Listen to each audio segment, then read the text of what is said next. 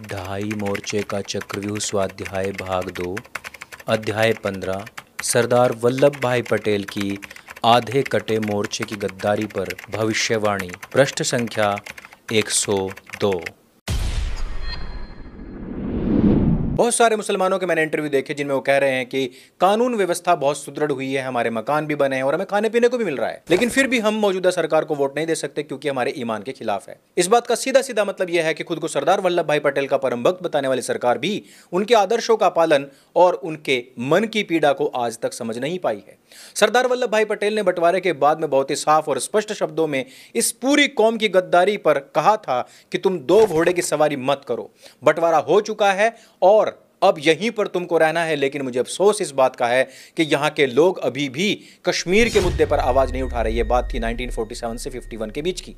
आजादी के बाद सरदार वल्लभ भाई पटेल इस बात से बहुत ज्यादा परेशान थे कि बंटवारे के पक्ष में खड़ी हुई पूरी की पूरी मुस्लिम लीग को 100% वोट देने वाली यही कौम भारत में कैसे रह गई, क्योंकि वो उनकी गद्दारी से भली भांति परिचित थे। लेकिन कहते हैं कि वो भी मोहन बाबा के आग्रहों के सामने झुकने को बहुत ज्यादा मजबूर हो चुके थे। फिर भी रह रहकर उनका दुख ये प्रकट होता रहता था। कुछ आंकड़ों के मुताबिक 1946 के प्रांतीय चुनावों में मुस्लिम आरक्षित सीटों पर 492 में से 429 सीटों पर मुस्लिम लीग ने जीत प्राप्त की थी, यानी कि लगभग 87% मुसलमानों ने मुस्लिम लीग को चुना था। बाकी कांग्रेस को चुन रहे थे, ऐसा मान सकते हैं। लेकिन क्या केवल 87% मुसलमान ही पाकिस्तान गए थे? 1941 की जनगणना के अनुसार बिहार में तकरीबन 13% मुसलमान थे, यानी करीब 47,16,314। बिहार में मुस्लिम लीग का चयन करने वाले 85% मुसलमान थे। लेकिन पाकिस्तान कितने गए थे? 1951 की जनगणना में हमें यह बात पता लगती है कि 1947 के बंटवारे में पूरे भारतवर्ष से करीब 72,62,000 मुसलमान पाकिस्तान चले गए थे और भारत में उस समय पर 3,54,00,000 मुसलमान बाकी थे। क्या ये मुसलमान जो भारतवर्ष में रुके हुए थे वो मुस्लिम लीग को सपोर्ट ना करने वाली 13% आबादी थी? जी नहीं, ये वही सब थे जिन्होंने बंटवारे की नींव रखने वालों को खुलकर वोट किया था। लेकिन जब उनको चरखे का आश्वासन मिल गया कि भले तुमने मेरी लाश के ऊपर देश का बंटवारा चुना हो, भले ही तुमने खिलाफत आंदोलन और डायरेक्ट एक्शन डे में हिंदुओं का नरसंहार किया हो, भले ही तुमने मुस्लिम लीग को सपोर्ट किया हो, लेकिन तुम भारत छोड़कर के मुस्लिम लीग के द्वारा बनाए गए देश में मत जाओ, क्योंकि तुमको कोई कुछ नहीं कहेगा। बंटवारे का सारा इल्जाम मेरा गुलाब वाला बाबू और कलम वाली बाई उठाकर सावरकर के ऊपर डाल देंगे। बस तुम इस बात का रट्टाफिकेशन मार लेना और अहिंसा के नाम पर कायर बनी मेरी कौम कल तुम्हारी इन बातों को सुन सुन करके ही खुद ब खुद इंफीरियरिटी कॉम्प्लेक्स में चली जाएगी कि हाँ, मेरे मासूम अब्दुल को हमने देश से निकाल दिया। वो बेचारा कटोरा उठाकर भीख मांगने जाता है तो भी कमबख्त कोई उसको एक चवन्नी तक नहीं देता। चरखे वाले बाबू के इस आश्वासन और आजादी के बाद आई सरकारों ने ही अपनी पूरी वफादारी निभाते हुए ना केवल उनको यहां पर रोका, अभयदान दिया, बल्कि उनके मन मर्जी के कानून भी बनवाए गए, उनको मान्यताएं दी गई।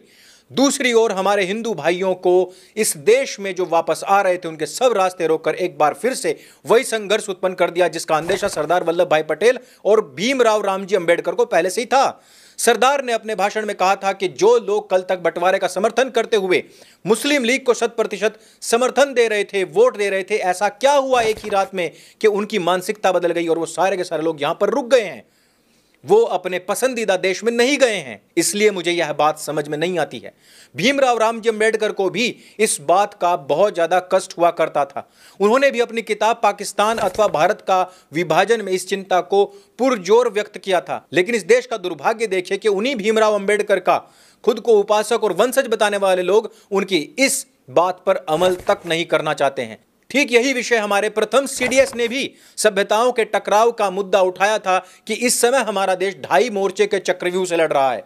एक है चीन, दूसरा पाकिस्तान और आधा कटा हुआ मोर्चा इस देश के अंदर छुपा हुआ है जो कहने को तो हमारे ही देश का नागरिक है, लेकिन कठपुतली इन बाकी दो देशों का बना हुआ है।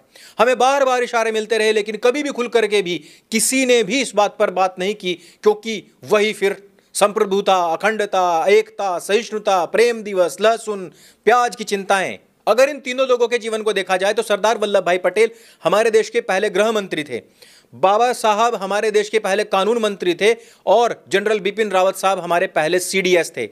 ये पहले जितने भी लोग थे इन सबको पता था कि आवश्यक चिंताएं हमारे देश के लिए क्या हैं, लेकिन इशारे करने के अलावा उन्होंने कभी भी इस देश की जनता को खुलकर वो बात नहीं कही, क्योंकि उन सबको लगता था कि कहीं ना कहीं चच्चा जान नाराज हो जाएंगे। और इन सब चिंताओं के चक्कर में कितनी चिताएं जल गई और जलेंगी इसका अंदाजा किसी को भी नहीं है। लेकिन प्रथम गृह मंत्री, कानून मंत्री और प्रथम सीडीएस हमें सिर्फ इशारे करते चले गए, जबकि उनके हाथ में था कि वह अपने नागरिकों को कोई विधान बना दें ताकि सनातन काल से इस भूमि को भगवान की तरह पूजने वाले और अपने लहू से इसको सींचने वाले लोग सुरक्षित रह सकें, जिन्होंने कभी अपना साम्राज्य बढ़ाने के लिए कभी किसी दूसरे मुल्क के ऊपर आक्रमण तक नहीं किया, बल्कि पूरी दुनिया को वसुधैव कुटुंबकम और सर्वे भवन्तु सुखिनः सर्वे सन्तु निरामया की सद्कामनाएं ही दी हैं, जिसने कभी अपने लिए कोई देश नहीं मांगा, जिसने कभी प्रथम वार नहीं किया और जिसने हारे का सहारा बनकर खत्म होती हुई मजहबों और सभ्यताओं को शरण दी, आसरा दिया। इस्लाम के नबी मोहम्मद के नवासों का जीवन बचाने के लिए जिन्होंने अपने 7 बेटों समेत अपना भी बलिदान दे दिया,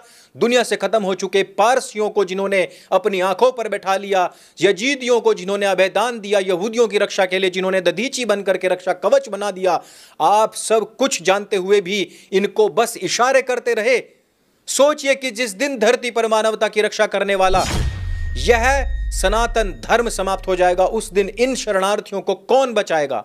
मानवता के लिए अपने घर के दरवाजे खोलने वाला इस धरती पर कौन बचेगा? सैमुअल पी हंटिंगटन भी अपनी किताब क्लैशेस ऑफ सिविलाइजेशन में क्रूसेड काल को आधारित करते हुए यही कह रहे हैं कि किस प्रकार से 2 प्रमुख मजहब अपनी विचारधारा, अपनी मानसिकता को कुदरत का निजाम और पैगाम बता करके एक दूसरे का खून बहाते रहे, वो भी सदियों तक, जबकि दूसरी तरफ भारत ने कभी भी अपनी विचारधारा की आड़ में साम्राज्य के विस्तार और दूसरे की विचारधारा होने पर सामने वाले का कभी भी नरसंहार नहीं किया। फ्रांस के पत्रकार फ्रैंकोइस गोइटर इस बात को लिख रहे हैं कि भारत भले ही हिंदू बहुसंख्यक हो, लेकिन उन पर लगातार हमले हो रहे हैं।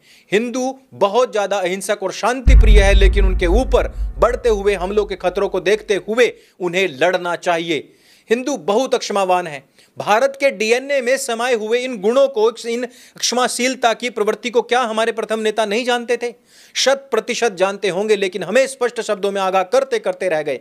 कभी कभी यह महसूस होता है जैसे माता और पिता मरने से पहले सामने खाट पर पड़े हुए हैं, अपनी संतानों को सिर्फ इशारा कर रहे हैं कि पीछे जो तुम्हारा शत्रु खड़ा हुआ है, जिनको तुम अपने परिवार का सदस्य मानते हो, जिनको तुम अपना चच्चा जान समझते हो, वह तुम्हारे पीछे चच्चा जान नहीं बल्कि तुम्हारे पीछे खड़ा है तुम्हारा अघोषित शत्रु, तुम्हारे परिवार का सदस्य। इस व्यक्ति से सावधान रहना। अगर उनसे पूछेंगे कि साफ साफ क्यों नहीं बता रहे हो, तो बस वही चच्चा जान बुरा मान जाएंगे, तो बस हम साफ साफ नहीं कहेंगे।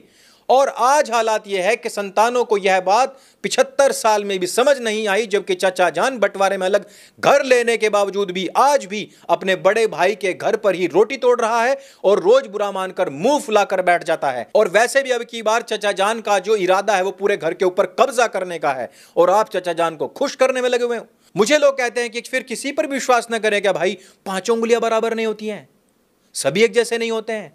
हाँ भाई, मुझे पता है कि 90% जो सांप होते हैं ना वो जहरीले नहीं होते, लेकिन हम फिर भी एक एक सांप से कटवाकर ये चेक नहीं कर सकते कि कौन सा सांप जहरीला है और कौन सा नहीं। और ऐसा मैं इसलिए बोलता हूं क्योंकि हम 1000 साल तक यही प्रयोग करते रहे कि कौन सा सांप जहरीला है और कौन सा नहीं है।